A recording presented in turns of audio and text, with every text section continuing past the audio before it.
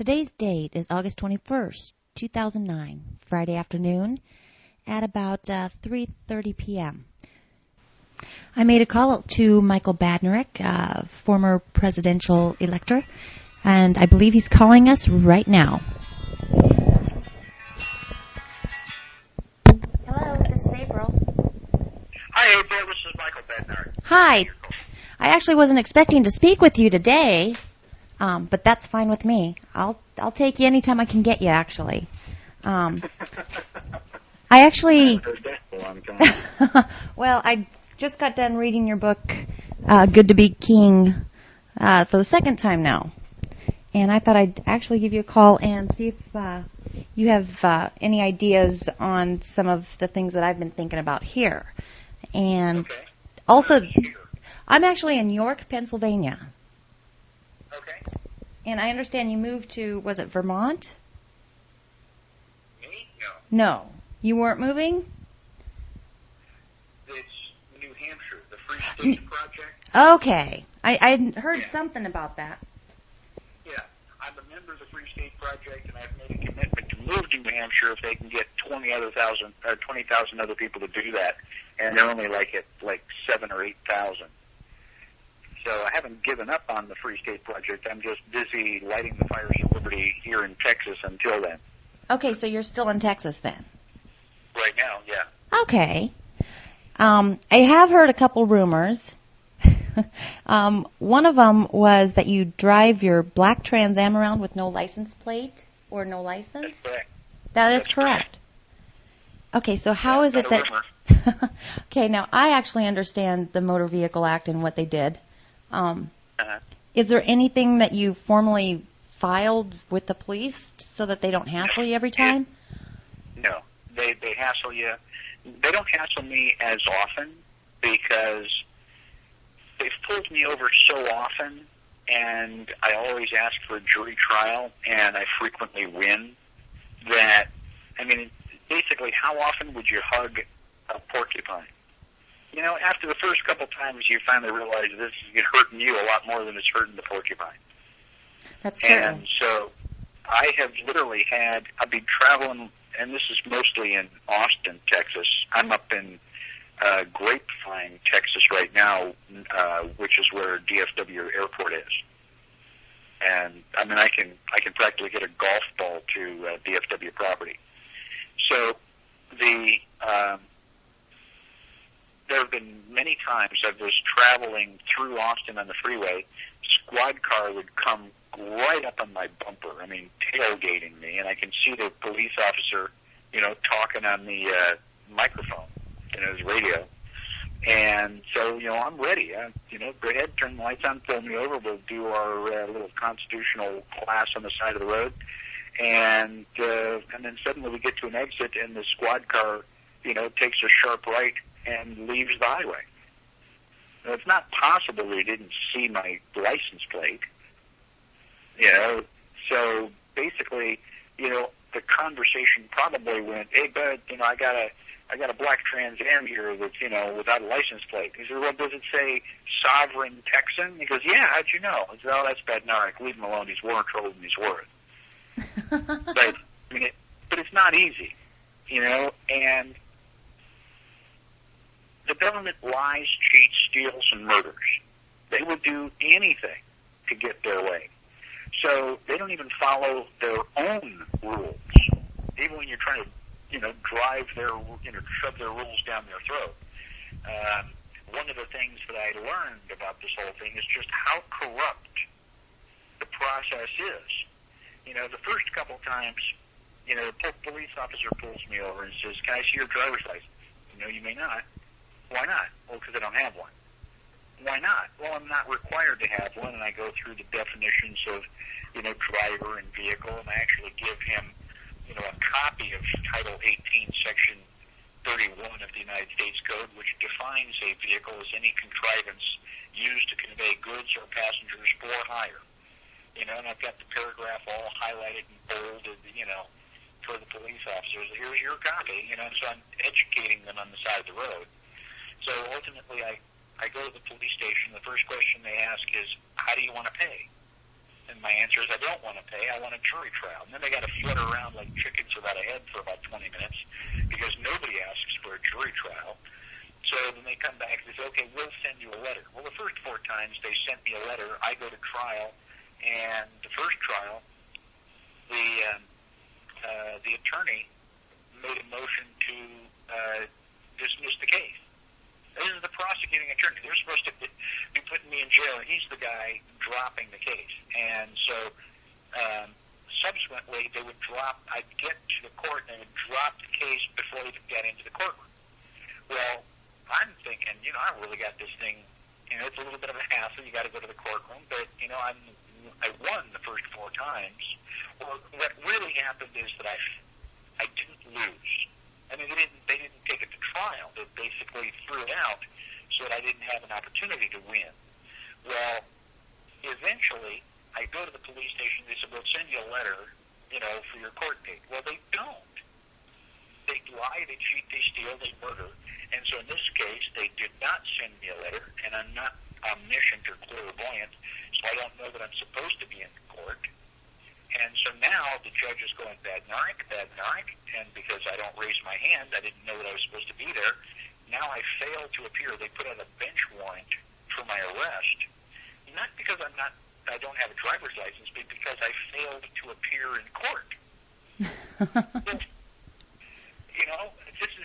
This is cheating in a big way. I mean, so now the police officer pulls me over. I think I'm going to do my 20-minute, classroom session on the side of the road. The next thing you know, I'm wearing bracelets. They take me to the Travis County, courthouse, the prison. And, next thing I'm putting all my clothes into a paper bag, and they're giving me black pajamas and little flip-flops, and I'm spending the night in jail. Well, they're doing that to try to up the ante. They want to make my life so miserable that I capitulate. They want me to go, my God, I don't want to do this again. They want me to go out and get a driver's license so I don't have to, put up with being in jail. Well, they fucked with the wrong guy because, they don't turn the lights off. It's like living in an insane asylum. You can't really get any sleep. My mattress is about the size of a dish sponge, and the blanket they gave me really makes a paper towel look like it's, sturdy. I had to fold the blanket into quarters to get any kind of insulation from it at all. And so as I'm laying on the hard, cold floor, they also put me in the one-man cell. They're designed for one person. It's got one cot and the commode. There's already a young Mexican kid in there. I don't know how long either. He's in there for a couple of weeks, and so I figure he's got seniority for the bunk. But the commode doesn't flush, and it's filled with feces. The place smells terrible. I'm cold and miserable laying on the floor, and like I said, they're doing this to try to soften me up, to try to get me to capitulate. Well, the only thing it does is make me madder than hell. And, I've made a personal commitment that I'm going to shove this so far up their ass, they're going to need a broomstick to touch it. So it's not an easy thing. There is no piece of paperwork that you can submit, and now all the police officers go, oh, gee, Mike, I didn't realize you could do that. You got a special get-out-of-jail card, and, we've just got to leave you alone. It doesn't work that way. I mean, if it did, that's what I'd be selling. Just give me your name, $1,000, and I'll fill out the paperwork and submit it for you, and you don't have to worry about anything. Right. But it doesn't work like that. Right. If you want your liberty, you're going to have to fight for it. At this point in time, it doesn't mean pull out a gun and shoot anybody, but we're getting close. Whenever you go to court, it is a battle without blood. And they lie, they cheat, they steal, they change their very own rules. And it's a pain in the goddamn ass. I mean, it really takes a lot of time out of your life in order to challenge this. But how much is your liberty worth? It's like, well, gosh, I got to go to work and got to take the kids to soccer practice. Well, okay, take the easy way and be a slave. I really don't care. You know, everybody's got to make their own choices. You know, I don't have children. I don't have, you know, a wife. I'm all by myself. The only person they're making miserable is me. You know, but I've dedicated myself to making them more miserable than they've made me. One way or another, I am going to restore a constitutional republic to this country, and there is not a goddamn thing they can do to stop me, other than put a bullet in my head. Well, let's hope it doesn't get to that. and I hope it doesn't come to that either, but let's face it, you know, the bad guys are not going to walk away, you know, and say, oh, okay, you know, you guys figured out the fraud. You know, we didn't go, hey, Adolf, you really can't be putting people in the ovens, you know, shake our finger at him and stop that. And we had to go and bomb Germany. Right. You know, and eventually get him boxed up where he committed suicide in his bunker. Personally, I do not believe that we will achieve liberty without bloodshed. I would like to think that it was different. I would love to, and that's what I have a friend who owns libertystickers.com. Mm-hmm. It's a website. You go out and buy all these different political stickers. Well, every time I open my mouth, he goes, wow, that's a great quote, and he puts it on vinyl. So there's a half a dozen or more bumper stickers that he sells with quotes of mine. And his favorite is when I said, if the First Amendment doesn't work, the Second Amendment will.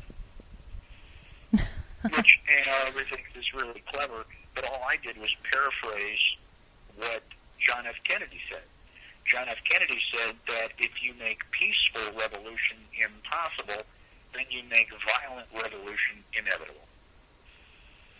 You know, things are going to change one way or another.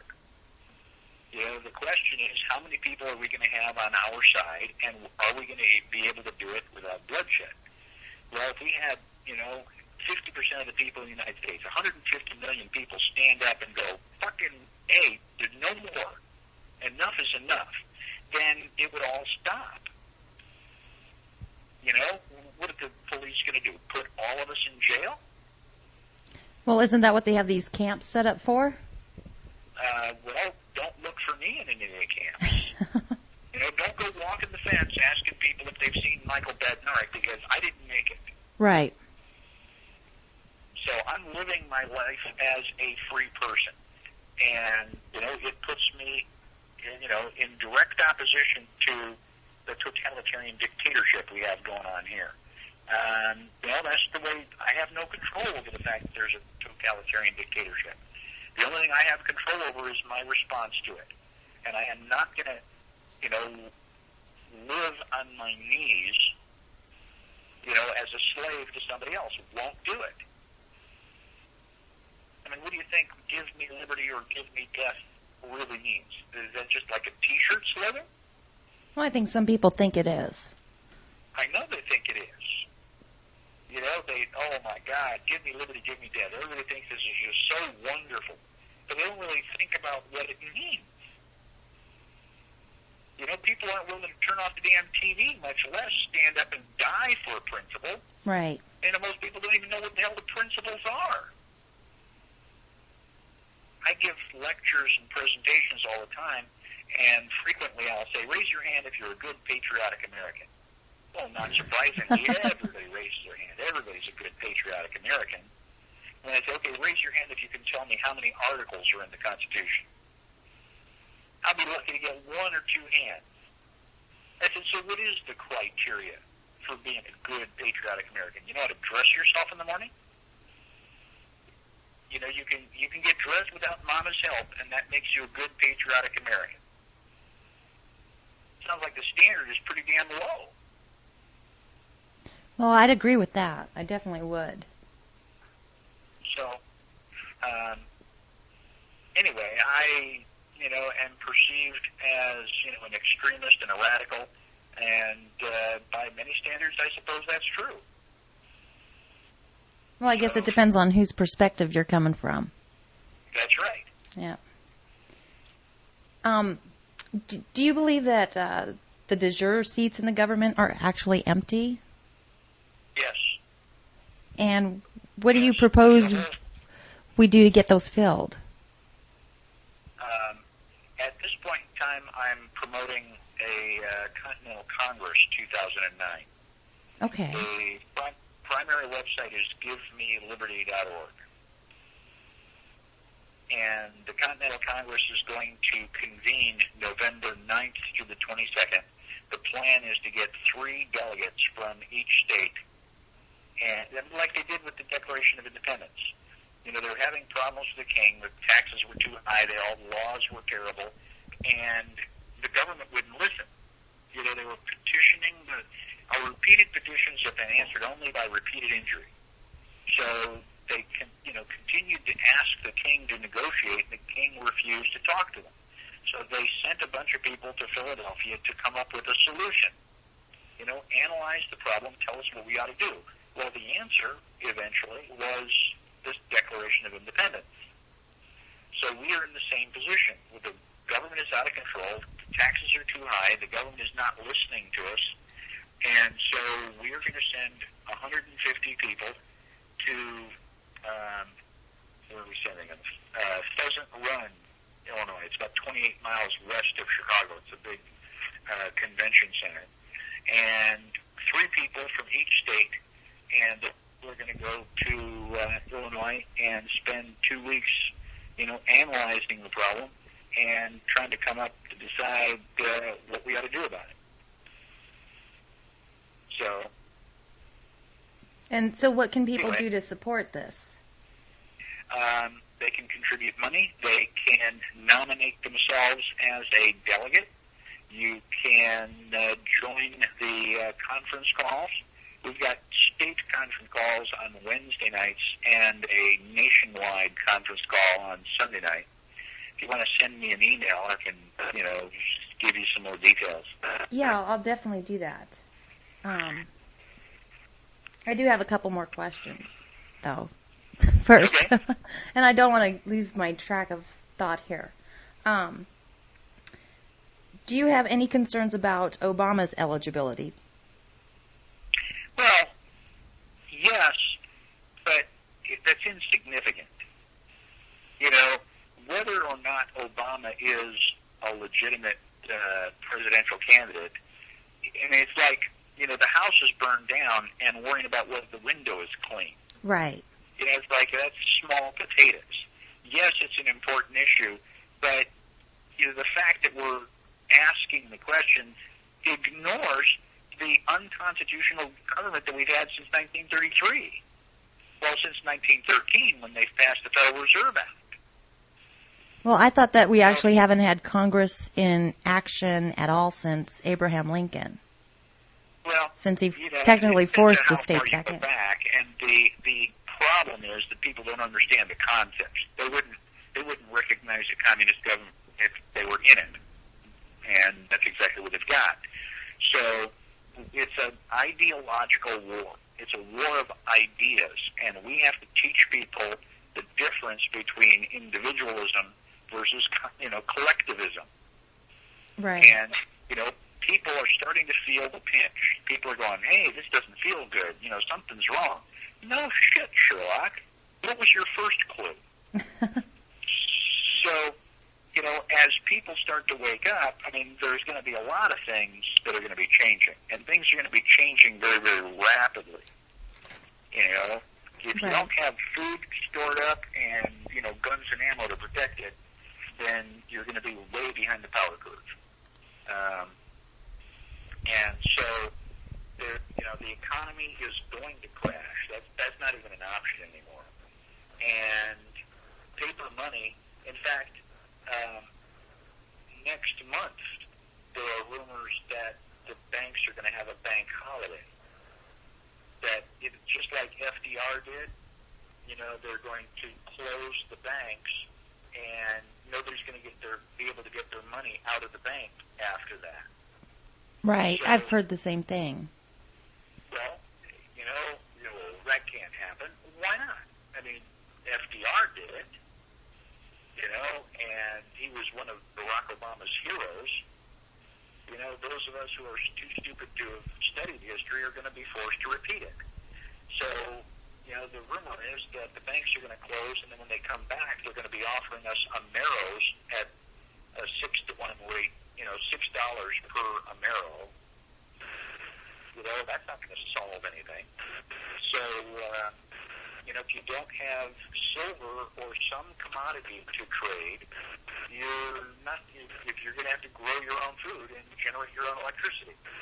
Right. It's going to be what they politely call civil unrest, which is a nice way to say rioting in the street. And you're not going to have to be worrying about the National Guard and the local SWAT team as much as you're going to have to be worried about the rough kids in the neighborhood trying to kick down your door for your last jar of peanut butter. So, I've been stocking up on silver and ammo for the last 10 years. This is not a surprise to me. Right. And, people don't want to talk about it. It's like, well, gosh, we're all going to die. Well, I really don't want to talk about that. That's kind of morbid. Well, then don't talk about it. Let's be a surprise. It's not going to change the fact that, sooner or later we're all going to die, and we have been on this, train to tyranny for so long, we're not going to stop it right away. I mean, the train is going to derail, and it's going to crash. We will get liberty eventually, but, it's not going to be pretty between now and then. Right. As for owning property, do you believe allodial titles are still available, or do you think that... Yes, they are still available. Okay. Well, that's good, because that's what I thought too, but I was getting concerned with talking with some other people, and who would you recommend that can teach others on how to obtain the allodial title? I'm looking for somebody like that, and I had somebody on my radio program, and they talked. They were on for a total of 8 hours. They were on four nights, 2 hours a night, and at the end of 8 hours, I still don't know what the hell they were saying. They may know what they're talking about, but they don't know how to explain it to anybody else. So that turned out to be a waste of time. But if I come up with anything, that will be in my advanced class. Okay, and when will you come out with that? Tomorrow? I have no idea. I've got so much free time. I just sit around watching TV and eating ice cream bonbons. See, you're proving that you're sovereign by doing all of that. Oh, yeah. That's what people actually expect to hear, though. Oh, you say you're sovereign? Well, then why are you still, getting bracelets on every once in a while? And why are you still having to do this? Well, because I'm not willing to pull the trigger and start the Civil War. Right. Because I know that it's coming, but I'm not going to be the guy that they blame for starting it. The federal government is going to do something else. They're going to do another Waco, Texas, or Ruby Ridge, or something, somebody's going to be doing something, and the police are going to come out with guns and kill people, and the American public is going to they're going to riot. Things are going to come unglued.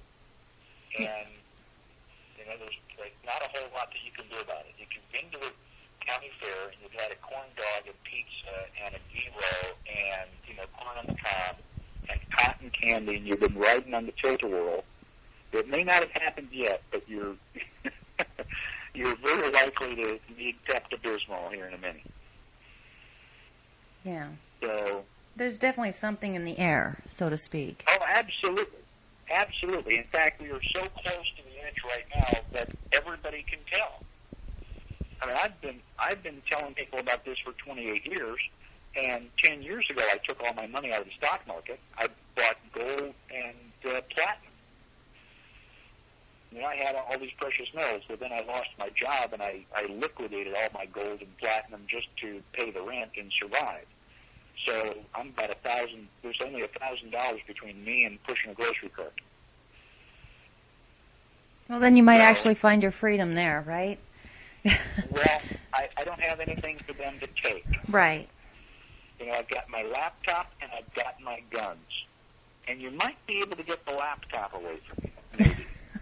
I was going to say they'll get the laptop before that. Yeah. So, and I'm not kidding. I mean, I've already drawn my line in the sand. You know, that when my very first press conference as a presidential candidate, the first question that they asked me was about mandatory vaccinations. What's your position? And my answer was, you bring the syringe, I'll bring my 45, we'll see who makes a bigger hole. Right.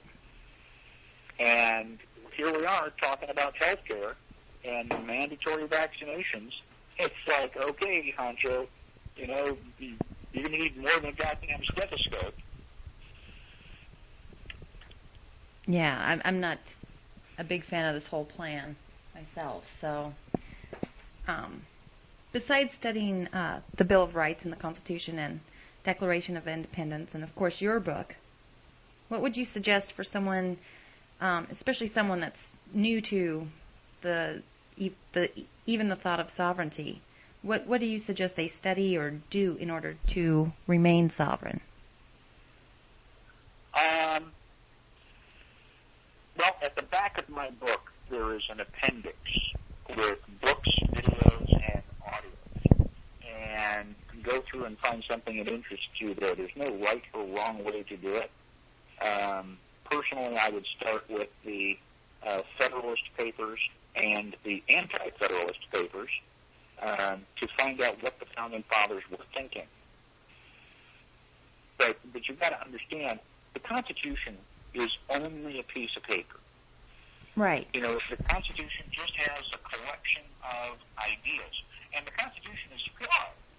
You know, Article 1, Section 9, Clause 1 says that Congress is not allowed to eliminate slavery until after 1808. Right. You know, that's pretty damn embarrassing if you ask me. Right, at the same time, all men are created equal. Yeah, there are clearly things in the Constitution which are wrong. Okay, that one's wrong. Well, how do we identify the others? Well, you know, it's in the Constitution, so, quote-unquote, it's constitutional. You know, how would, if you were going to go through the Constitution and eliminate all the bad parts, how would you recognize bad parts? What's your rule of thumb? And the rule of thumb is life, liberty, or property. The only valid, only legitimate existence for government is to protect your life, liberty, and property. That's the only thing they should do. The government should be sitting around twiddling its thumbs, doing nothing until I raise my hand and go, well, I've been violated. But the fact that they are, you know, trying to involve themselves in every facet of my life, you know, I've got to get a driver's license, a marriage license, a permit for that, a permit for that. You know, we were pulled over on the side of the road in Illinois recently, and I was asking the police officer, I said, do you have a church permit? No. I said, well, if you don't need a church permit, why do you think I need a concealed carry permit? And he's like, well, I never really thought about it. And so I started, you know, asking him, I said, did you take an oath to protect and defend the Constitution? Yeah. How many articles are in it? I don't know. Well, then how can you defend the Constitution if you don't know what it says? And I had these guys rocking back on their heels. You know, they were actually listening, and I gave them copies of my book, and they let us go without a ticket. No warning, no nothing. And the really weird thing is that we had guns in the motorhome that we were traveling in. You know, and we were in Illinois, where, you know, it's like, God, these things are just illegal. And so not only did they not take the guns away from us, all we had to do was unload them and travel on down the highway. Wow. It was amazing. I came really, really close to coming into a shootout with police officers. And my mouth was so dry, I could have put cotton in my mouth and it would have been fine. So, anyway, like I said, this is not a metaphor with me. This is not just some parlor game. This is liberty. And either you believe it or you don't. You know, and people are starting to learn about it. But like I said, the whole give me liberty liberty or give me death kind of thing, they really don't get the, oh gosh, that sounds pretty permanent. Yeah, it really is. You know, either, you know, and I tell people that liberty, this is not a matter of life and death. Liberty is more important than that. Because you and I are eventually going to die, but we want liberty to persist in this country forever.